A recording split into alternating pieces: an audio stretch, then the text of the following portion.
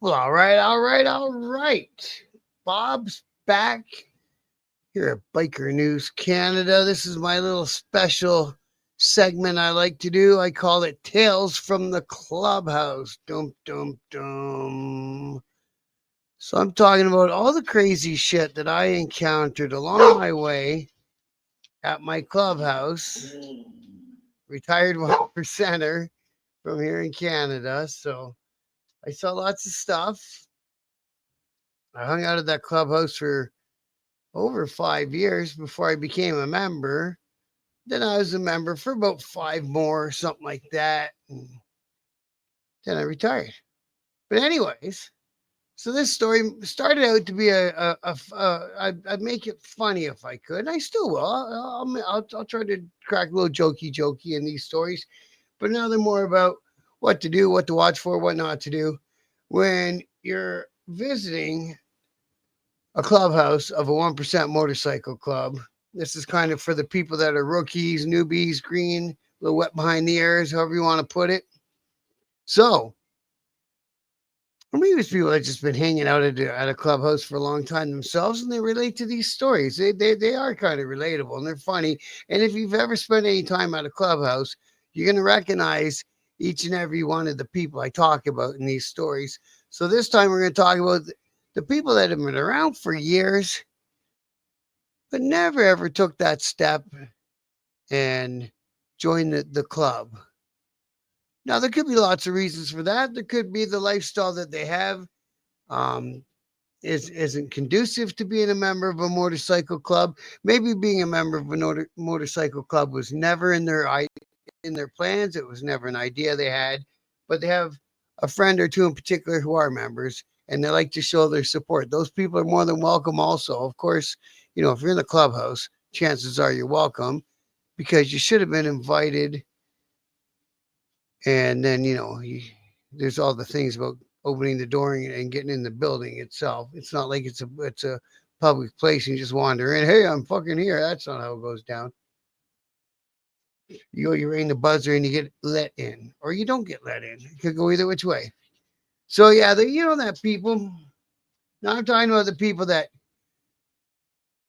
don't fit in those categories. Obviously they have friends in the club at some level, otherwise it wouldn't be there.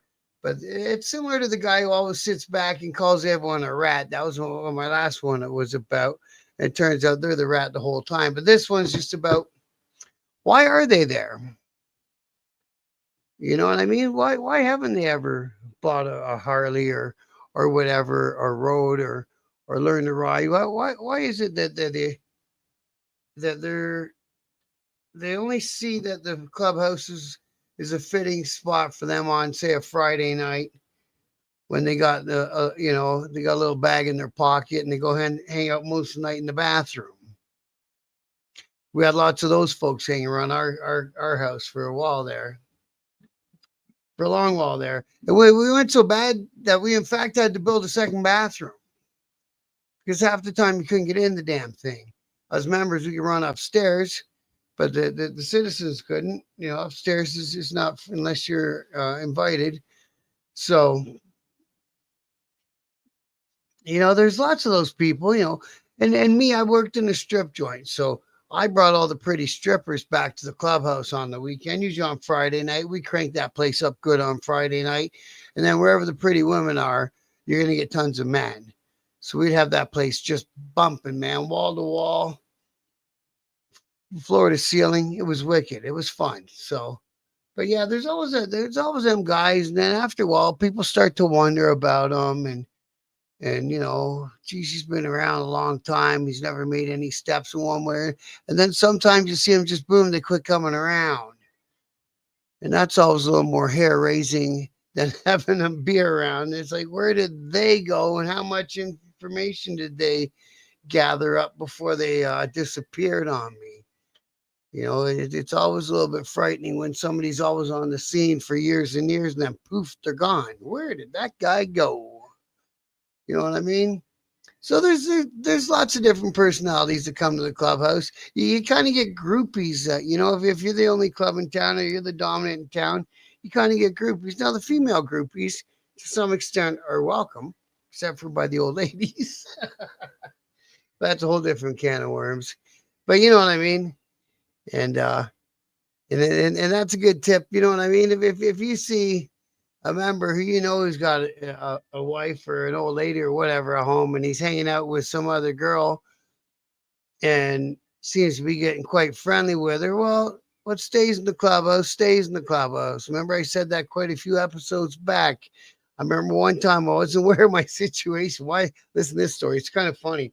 So my kind of partner, my guy who had brought me up, after what happened at the bar that night. So he was a great guy. So he took me on. He became my sponsor. Blah blah blah. So he had an old lady all this time. I didn't really like her, to be honest with you. But we rented one of the guys from the chapter. He was in jail doing a long bit. So we rented that same house that me and Willie had rented. And anyways, she was a nutbag, but a total nutbag. So he had been arrested and he was in jail in a different province. And we're sitting around the backyard of the clubhouse. It was the summertime and it was a chapter party. So we're sitting around outside and at the picnic tables and having a drink and a smoke. And I wasn't really paying attention to who all was outside. And his old lady happened to be sitting at another table. And I was sitting there talking to a bunch of guys, and there was an old camper trailer sitting there. And I said, I remember this time me and me and so and so went in that camper and took a couple rounds out of some girl and and showed her a good evening and blah blah blah. And we all had a little laugh about it and ha ha ha. I didn't think nothing of it. Then all of a sudden, about a week or so later, whatever it was, he calls me from the jail. He's like, hey, what's this story about you and me and some chick and some camper and blah blah? And I'm like, oh my God, how did that get back? He goes, she was sitting right behind you, you fucking. So he wasn't too happy. So, and that one even stayed in the clubhouse, and I still fucked up. I should have just kept that story. It didn't make much of a difference either which way. I think the relationship was on the on the tail end of the relationship. In fact, I remember she just up and split one time, packed up her stuff and moved out. I don't think she waited for him to finish up that bit in jail. And that was the end of her. So yeah, you gotta watch your surroundings. You gotta be careful who's in earshot when you're telling what you think is a funny story. And like I say, it's best what happened in the clubhouse stays in the clubhouse. Leave it like that. That always got me in more fights with my well, she's my ex now, because she would see the other members hanging out with other chicks when she was at the house with me or something. And then she would naturally assume that that's what we all did, especially guys from out of town. Because after you've been together for a while, they meet the old ladies from other cities too. And all these girls with property up patches are all hanging out in one area, and it's good, but it's only good up to a certain level, right? Because then once you start changing stories back and forth, it's like, well, how many days did he spend in your city? And no. So you gotta watch yourself. Gotta watch yourself. I always figured the best bet was try to stay what's that word again? Try to stay committed to the one you're with. I couldn't even think of the word. Maybe that's why the marriage didn't work out. Who's to say, really? It was a lot of years ago from now. But anyways, that's what I got for this one. Just a little laughy one, a little jokey joke amongst the stressful times. Tales from the Clubhouse, part 14. There's always different people you got to keep your eye on. It's best keep your eyes open and your mouth closed. That's what I got.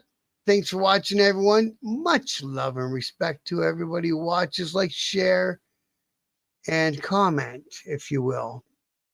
All right. Thank you. Good night.